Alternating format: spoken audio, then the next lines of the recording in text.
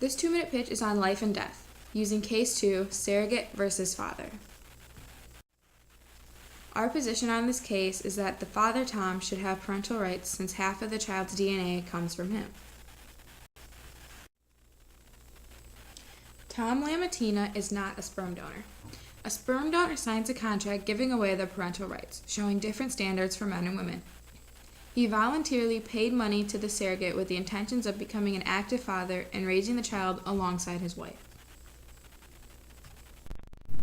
Stephanie Eckert initially gave up parental rights when becoming a surrogate for the Lamatina family because Stephanie was found by the Lamatina family on an online site where she was advertising her availability as a surrogate. She was paid voluntarily by the Lamatina family to carry their child. By law, Stephanie has the right to keep the child because Florida law gives her the right to keep the child up to 48 hours after the birth since she used her egg and Tom's sperm. In a surrogate pregnancy, if the egg comes from the child bearer, then it is treated as an adoption and the surrogate has a right to keep the child even if there is a signed contract. Tom is treated as a sperm donor because the egg came from Stephanie instead of Gwen. Neither biological parent has greater genetic links to the child. Although Stephanie carried Emma, her genetic link to the child is no greater than Tom's. The child received the same amount of DNA from both Stephanie and Tom. Stephanie should not be able to have full custody of Emma because the judge failed to recognize Tom has equal parental rights because the child's DNA is also his. Genetic links carry more weight than gestational links. The surrogate should carry the child as a labor of love. Emma is not meant to be Stephanie's child.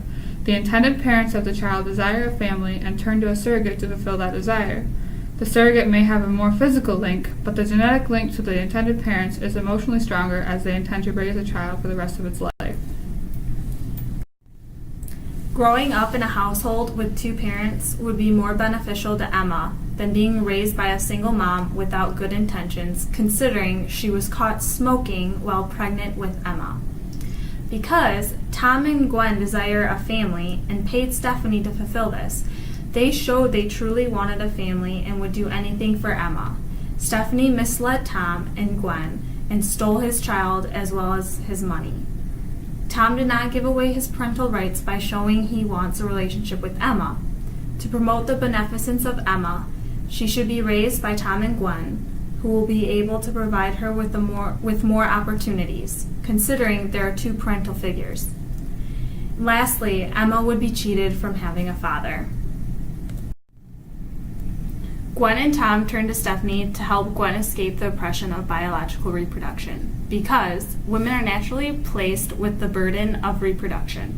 Surrogacy allows women to become a mother and overcome the problem of infertility. At the age of 44, Gwen had her first child through surrogacy because she was in the late stages of being able to become pregnant. This is why her and Tom turned to surrogacy in the first place. Our conclusion is, Tom should have parental rights as the father of Emma. Without these rights, Tom and his family would be cheated from raising Emma, who is rightfully theirs.